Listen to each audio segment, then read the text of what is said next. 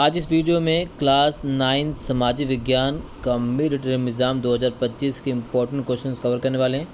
इस वीडियो में class 9 social science का एग्ज़ाम मिड टर्म में क्वेश्चन कैसे आने वाले हैं, क्वेश्चंस किस पैटर्न में पूछे आने वाले हैं और किस चैप्टर से कितने क्वेश्चन पूछे जाएंगे और पैटर्न क्या रहने वाला है, वो कंप्लीट चीज़ आपको पता चलने वाली है। तो प्लीज़ इस वीडियो को एंड तक ज़रूर देखिएगा। वो सभी छात्र छात्राएँ जो क्लास 8 से 9th में प्रवेश किए हैं तो चैनल को ज़रूर सब्सक्राइब कर लें, क्योंकि हमारे चैनल पर क्लास 9 के इम्पोर्टेंट क्वेश्चन आंसर की वीडियो लगातार आप सभी के लिए डाली जाएगी, जिससे आप परीक्षा में अच्छे नंबर से उत्तीर्ण हो सकें और आपकी परीक्षा के लिए बहुत ही ज़्यादा उपयोगी सिद्ध होगी। तो चलिए क्वेश्चन नंबर 1 कवर करते हैं। तो सबसे पहला क्वेश्चन जो पूछा गया है कि पालमपुर गाँव के लोगों की मुख्य आर्थिक क्रिया क्या है। तो पालमपुर गाँव के लोगों की जो मुख्य आर्थिक क्रिया क्या है, कृषि। तो पालमपुर के गांव के लोगों की मुख्य आर्थिक क्रिया कृषि है। क्वेश्चन नंबर 2 पूछा गया है, नीचे दी गई परिस्थितियों में से बेरोजगारी को सही प्रदर्शित करने वाली परिस्थिति की पहचान करके सही विकल्प का चयन कीजिए। तो यहाँ पर कुछ परिस्थितियाँ दी गई हैं। अब परिस्थितियाँ देख लीजिए। सोनू 9 साल का है, उसके पास नौकरी नहीं है। रीना 19 साल की है, उसे बाहर काम करने में कोई दिलचस्पी नहीं है। और सचिन 25 साल का है और पढ़ा लिखा है, वह प्रचलित मजदूरी की दर पर काम करने को तैयार है। तो यहाँ पर सही विकल्प क्या है? ये जो सही विकल्प है केवल 3। क्या विकल्प सही है? विकल्प केवल 3 सही है। विकल्प नंबर 3 सही है। क्वेश्चन नंबर 3, गुज्जर बकरवाल चरवाहा समुदाय भारत के किस राज्य में या केंद्र शासित प्रदेश से संबंधित है? तो गुज्जर बकरवाल जो है वो भारत के किस राज्य केंद्र शासित प्रदेश से तो है जम्मू एंड कश्मीर। किससे है? जम्मू एंड कश्मीर से। ये राजस्थान नहीं है, जम्मू एंड कश्मीर से। ठीक है, ये है गुज्जर बकरवाल। ठीक है, चलिए। ऊंचे पहाड़ों पर स्थित घास के मैदान को क्या कहते हैं? तो ऊंचे पहाड़ों पर स्थित घास के मैदान को क्या कहा जाता है? बुग्याल। क्या कहते हैं? बुग्याल। किसने अक्टूबर 1999 में पाकिस्तान में सैनिक तख्ता पलट की अगुवाई की? तो पाकिस्तान में सैनिक तख्ता पलट की अगुवाई किसने की? तो वह हैं जनरल परवेज मुशर्रफ। के होने बी। इसी प्रकार देखिए, इंग्लिश मीडियम के जो छात्र छात्र हैं, what is the main production activity in Palampur? तो main production in activity in Palampur है फार्मिंग। ठीक। क्वेश्चन नंबर 2 का option number B. Question number 3, Gujjar Bakarwal pastoral community is related to which of the following state and union territory? The answer is Jammu and Kashmir. Question number 4, by which name a vast meadow in high mountain is known? इसका सही answer है वह है बुग्याल, ए। फिर देखिए, who lead the military coup in Pakistan in October 99? That is Parvez Musharraf. Maldhari खानाबदोश चरवाहे भारत के किस राज्य में प्रमुख रूप से पाए जाते हैं? तो जो मलधारी चरवाहे हैं वो भारत के किस राज्य में पाए जाते हैं? वह हिमाचल प्रदेश। ये किसने कहा कि लोकतंत्र ऐसी सरकार जो लोगों के लिए हो और लोगों द्वारा बनाई गई हो? तो ये परिभाषा दी थी अमेरिका के पहले आश्रित राष्ट्रपति अब्राहम लिंकन ने। ए इसका सही ऑप्शन है। मिलान करना यहाँ आप देख सकते हैं। क्वेश्चन नंबर 8, तो म्यांमार, चिले, सऊदी अरब, पाकिस्तान। ठीक है, यहाँ पर हमें क्या करना है? मिलान करना है। देखो, पाकिस्तान में अभी यहाँ पर आप देख सकते हैं सबसे पहले आपको मिलाना है सऊदी अरब, वह है राजशाही। ठीक है, म्यांमार की बात करें तो म्यांमार में क्या है? सैनिक तख्ता पलट हुआ है या सैनिक शासन वर्तमान में है। पहले यहाँ पर लोकतंत्र 2011 तक जो है म्यांमार में लोकतंत्र था, सैनिक शासन था। 2011 में लोकतंत्र स्थापित हुआ, फिर 2021 में सैनिक शासन स्थापित हो गया। ठीक है, इस तरीके से इसको मिलान करना है। इसका जो सही ऑप्शन आएगा आपका है बी। नेल्सन मंडेला द्वारा लिखित आत्मकथा के शीर्षक क्या है? तो नेल्सन मंडेला ने कौन सी आत्मकथा लिखी है? उस शीर्षक का नाम है the long walk to freedom. क्या है? The long walk to freedom. ठीक है, इसी प्रकार से इंग्लिश माध्यम के जो छात्र हैं इस तरह से क्वेश्चन को कवर करेंगे। मिड टर्म एग्जाम किस पैटर्न पे आने वाला है और इम्पोर्टेंट क्वेश्चन कौन से पूछे जाएंगे, वो सारी चीज़ आपको सिंगल वीडियो देखने के बाद पता चल जाएगी। द पॉलिटिकल मास्टर चैनल पर, हमारे चैनल पर सामाजिक विज्ञान के जितने भी पार्ट्स हैं, चाहे वो अर्थशास्त्र हो, आपका भूगोल हो, इतिहास हो, नागरिक शास्त्र हो, सभी चारों पार्ट के इम्पोर्टेंट क्वेश्चन आंसर लगातार आप सभी के लिए लाए जाएंगे। आप उसको कर लीजिए, सभी क्वेश्चन वहीं से आएंगे, उसके बाद कोई भी क्वेश्चन नहीं आएगा। देखिए क्वेश्चन नंबर 10, भारत की स्थल सीमा की लंबाई क्या है? तो भारत की स्थल सीमा की जो लंबाई है वो लगभग है 15,200 किलोमीटर, लगभग 15,200 किलोमीटर स्थल सीमा की है। ठीक है। किस पार्टी ने दक्षिण अफ्रीका में रंग भेद के विरुद्ध आंदोलन का नेतृत्व किया? तो है अफ्रीका नेशनल कांग्रेस। क्या है? अफ्रीकी नेशनल कांग्रेस। चलिए नेक्स्ट, गर्मियों की छुट्टियों में आप एक द्वीप समूह का भ्रमण करने जा रहे हैं जो भारत के समीप है। नीचे दिए हुए संकेतों के आधार पर अपने भ्रमण स्थल की पहचान कीजिए। तो कौन सा भ्रमण स्थल है? यह अरब सागर में स्थित है, ये प्रवाल द्वीपों का समूह है और इसका मुख्यालय कावरवती है। तो जो सही आंसर वो है लक्षद्वीप। क्या है? B, Lakshadweep is the right answer. निम्नलिखित में से उस राज्य की पहचान की जिसकी ना तो अंतर्राष्ट्रीय सीमा और ना ही तटीय सीमा है।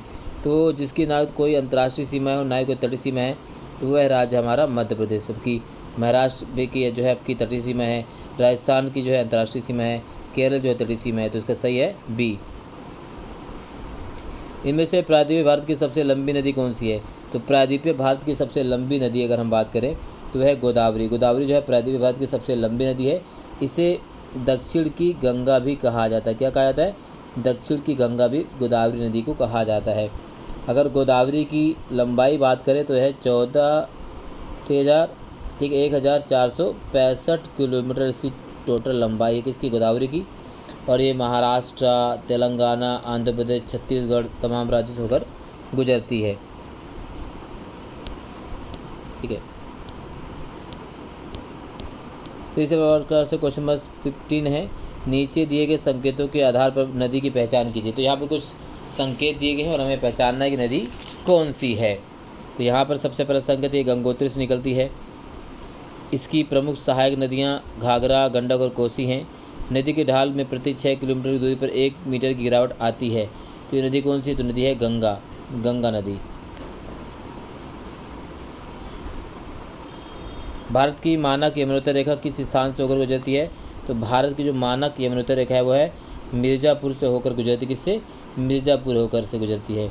और भारत की जो है मानक यमुनोत्तर जो है वो क्या है? वो है 82 डिग्री 30 पूर्व देशांतर। क्या है? पूर्व देशांतर। यहाँ से क्वेश्चन पूछा जाता है, बहुत ज़्यादा इम्पोर्टेंट है। ठीक है। और कई बार पूछ लिया कर्क रेखा जो है, कर्क रेखा भारत के कितने राज्यों से होकर गुजरती है? तो वो 8 राज्यों से होकर गुजरती है। वो कौन कौन से राज्य हैं? 8 राज्य कौन कौन से हैं? तो आपका है गुजरात, ठीक है, फिर राजस्थान, मध्य प्रदेश, छत्तीसगढ़, झारखंड, ठीक है, वेस्ट बंगाल, त्रिपुरा और मिजोरम से गुजरती है कर्क रेखा। इस तरह क्वेश्चन पूछ सकता है। नीचे दिए गए कथन और अभिकथन के कारण सही उत्तर चुनिए। चर्च द्वारा वसूल किया जाने वाला कर क्या कहलाता है? टाइथ कहलाता है। तो बिल्कुल सही है। जो कृषि उपज का कुल 10वां भाग होता था। राज्य को अदा किया जाने वाला कर टाइथ कहलाता है। बिल्कुल सही है। उसमें अभिकथन ए और कारण दोनों सही, परंतु कारण अभिकथन सही व्याख्या नहीं है। तो बी इसका सही आंसर है। ठीक है। इसी प्रकार से इंग्लिश में सेम क्वेश्चन है, सेम आंसर है। इस तरह से आपको कवर कर लेना है इंग्लिश मीडियम के जो छात्र हैं। क्वेश्चन नंबर 18 है, नीचे 2 कथन दिए गए हैं, अभिकथन ए और कारण आर कथनों को पढ़िए और सही विकल्प का चयन कीजिए। अभिकथन ए है गंगा नदी प्रायद्वीपीय भारत की नदी है। तो बिल्कुल गंगा नदी जो है क्या है? प्रायद्वीपीय भारत की नदी नहीं है। ठीक है। ये उत्तर भारतीय नदी, उत्तरी मैदान की नदी है। दूसरा कारण गंगा नदी सदनीरा है। तो गंगा नदी बिल्कुल सदनीरा है।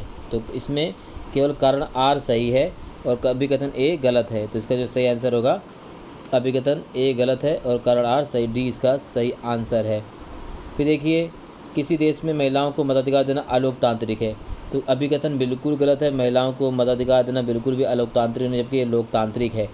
कारण लोकतंत्र जो है नागरिकों के सम्मान में वृद्धि करता है। बिल्कुल सही है। तो अभिकथन ए गलत है, जबकि कारण आर बिल्कुल सही है। ठीक है। इसका भी डी आएगा। ठीक है। इसी प्रकार देखिए क्वेश्चन नंबर 20, अभिकथन का कारण भूमि, पूंजी और श्रम उत्पादन के प्रमुख साधन है। बिल्कुल उत्पादन के जो प्रमुख साधन है भूमि, पूंजी और श्रम। औजार, मशीन और भवन स्थायी पूंजी का उदाहरण। औजार, मशीन और भवन स्थायी पूंजी का उदाहरण बिल्कुल भी सही है। तो अभिकथन और कारण दोनों बिल्कुल सही आंसर, बी इसका सही आंसर है।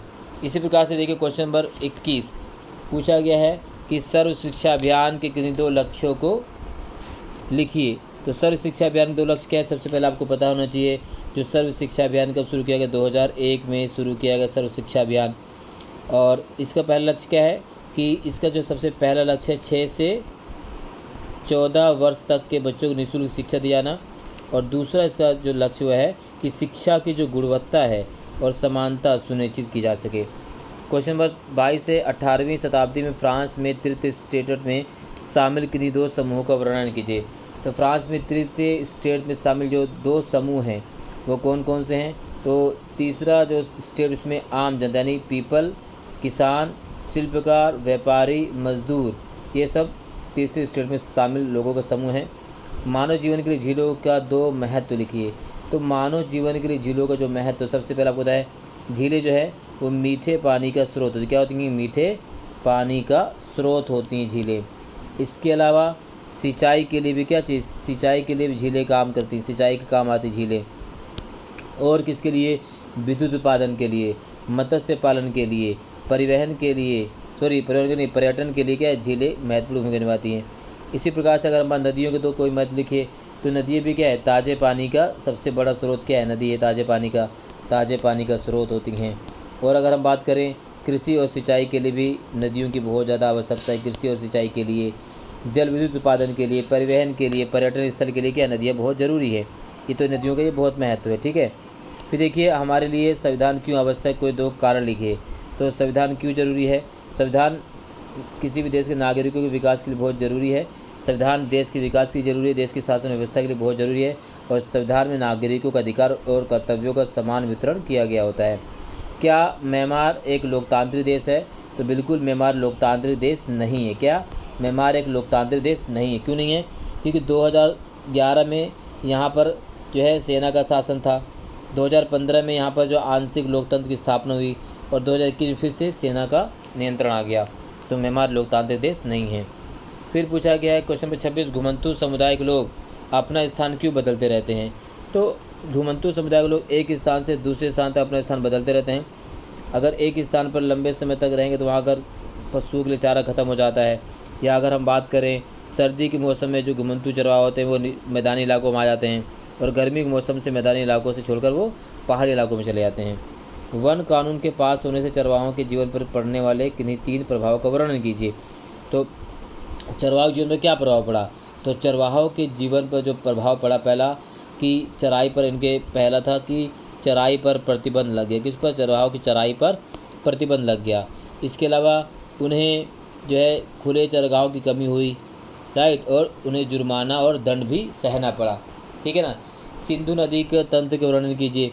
तो सिंधु नदी तंत्र की अगर हम बात करें तो सिंधु नदी जो है इसका उद्गम कहाँ से निकलती है, तो ये तिब्बत से। कहाँ से निकलती है सिंधु नदी, तिब्बत से निकलती है। तिब्बत कहाँ से, मानसरोवर झील से। कहाँ से, मानसरोवर झील से सिंधु नदी का उद्गम होता है, ठीक है। और इसमें अगर हम बात करें सहायक नदियाँ तो हैं इसकी, सहायक नदी झेलम है, चिनाब है, रावी है, व्यास है, सतलज है। और इसकी लंबाई जो है टोटल जो है 2880 किलोमीटर, किसकी, सिंधु नदी की, ठीक है। और भारत में इसकी लंबाई क्या 1114 किलोमीटर है। तो ये सिंधु नदी तंत्र का वर्णन है। फिर बेरोजगारी प्रकार पूछा गया 28वां क्वेश्चन। तो बेरोजगारी प्रकार क्या क्या है, इसमें आपकी खुली बेरोजगारी है, प्रश्न बेरोजगारी है, मैसमी बेरोजगारी है, शहरी बेरोजगारी है, शिक्षित बेरोजगारी है। फिर आपको क्वेश्चन पूछा गया पालमपुर गांव की किन्हीं 3 गैर कृषि क्रियाओं का वर्णन कीजिए। तो पालमपुर में क्या, डेयरी है, गैर कृषि क्रिया डेयरी, ठीक है। परिवहन, ये भी गैर कृषि क्रिया है। और क्या है, परिवहन के बाद आपका उत्पादन, ये भी गैर कृषि क्रिया है। इसी प्रकार से क्वेश्चन में देखिए हरित क्रांति के क्या है, ठीक है। लोकतांत्रिक सरकार को 5 मुख्य विशेषता लिखिए। गैर लोकतांत्रिक सरकार के 5 समान लक्षण लिखिए। ये क्वेश्चन आपके पेपर में आएंगे, बहुत ही इंपॉर्टेंट है। इसी पैटर्न पर और इसी प्रकार से क्वेश्चन आपके मिड टर्म एग्जाम 2025 में पूछे जाने वाले हैं। तो इसी प्रकार से इम्पोर्टेंट क्वेश्चन की श्रृंखला हमारे चैनल पर लगातार चलने वाली है। तो चैनल को अभी सब्सक्राइब कर लीजिए, शेयर कर दीजिए, कमेंट कर दीजिए। वीडियो अच्छी लगी तो लाइक शेयर कमेंट जरूर करें।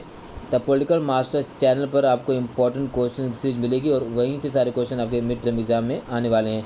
इस वीडियो को यहीं पर करते समाप्त, मिलते हैं नेक्स्ट वीडियो, तब तक जय हिंद, धन्यवाद।